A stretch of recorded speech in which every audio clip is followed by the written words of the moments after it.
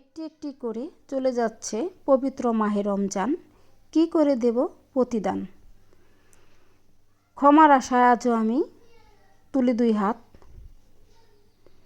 কবুল করো হে আমার আল্লাহ আমার মোনাজাত। আসসালামু আলাইকুম। সবাই কেমন আছেন? আশা করি ভালো আছেন।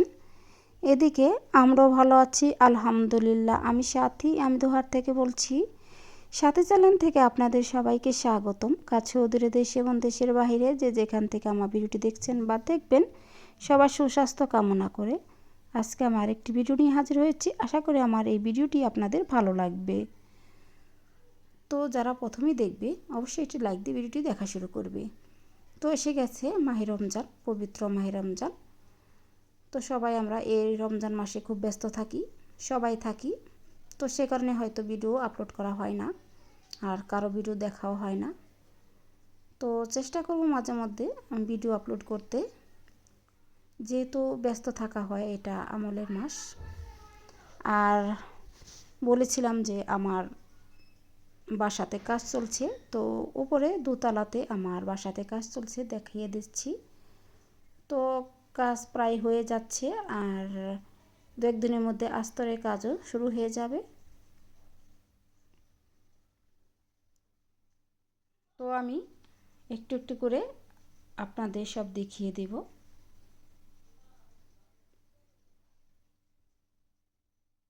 তো মিস্ত্রিরা খুব তাড়াহুড়া করেই কাজ করছে। আর এদিকে 2 মণ সর্ষা কিনেছিলাম, সেগুলো ভাঙিয়ে এনেছে বর। তো এটা দিয়ে সব সময় রান্না করব। তো এখানে 2 মণ সর্ষা থেকে 28 কেজি সর্ষা তেল হয়েছে, দেখতে পাচ্ছেন। তো ভাবছিলাম যে রোদে শুকাতে দেব, কিন্তু আমি পারবো না, বর বলছে আমি দেব। তারপর চলে গেলাম কিচেনে।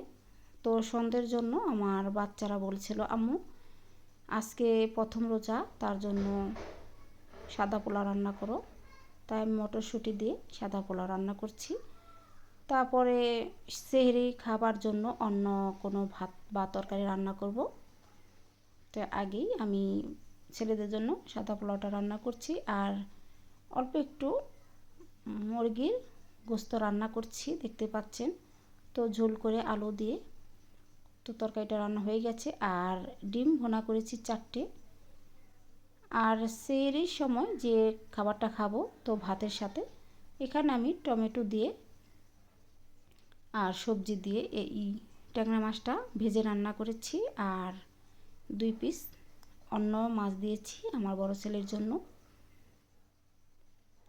আর করেছি পাতলা ডাল। পাতলা ডালটা আমার ছোটো ছেলে খুব পছন্দ করে। আর এখানে লাউ ভাজি করেছি।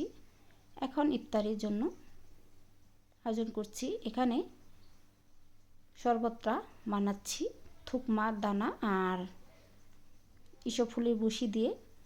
আর আনা হয়েছিল জাতিবেল দিয়ে এটার সাথে পরে মিশিয়ে একটা শরবত বানাবো। আর এটাকে নর্মাল ফ্রিজে রেখে দেব ঠান্ডা হওয়ার জন্য। তো সন্ধ্যার সময় খেতে অনেক ভালো লাগবে।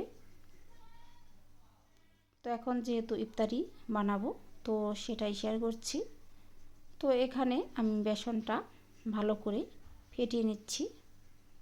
দিয়ে দিয়েছি কয়েক পদের মশলা, যেমন জিরে, ভাজা জিরের গুঁড়ো, গরম মশলার গুঁড়ো, হলুদ মরিচের গুঁড়ো, আদা রসুনের গুঁড়ো, আর দিয়েছি লবণ, দিয়েছি বেসন, দিয়েছি কর্নফ্লাওয়ার, দিয়েছি ময়দা, তারপরে ফেটিয়ে নিয়েছি। আর এখন ছোলাটা ভুনে নিচ্ছি। তো ছোলা ভুনার মধ্যে একটা টমেটো দিয়েছি ছোটো করে কেটে। তো ছোলাটা ভুনা হয়ে গেছে, এখন আমি বেগুনের চপ বানাবো। তো এটাকে আরও ভালো করে ফেটিয়ে নিচ্ছি, যেহেতু দানা দানা থাকে। তো এখন চুলাতে প্যান বসিয়ে দিয়েছি। আর এদিকে এই বেগুন দিয়ে আজকে বেগুন চপ বানাবো, যেহেতু প্রথম রোজা। তো প্রথম রোজার ভিডিওটাই শেয়ার করছি। এটাই করা ছিল, আমার কাছে অন্য কোনো বেগুন ছিল না। এই গুল বেগুন দিয়ে আমি বেগুনের চপটা করব। খেতে অসাধারণ হয়েছিল, দেখতে সুন্দর হয়েছিল।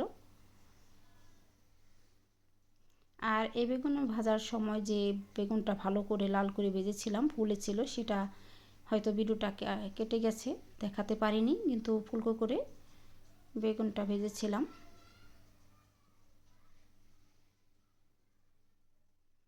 তো এরকম করে আমি বেগুনগুলো ভেজে নিচ্ছি, দেখতে পাচ্ছেন বেগুনগুলো আমি ভেজে নিয়েছি।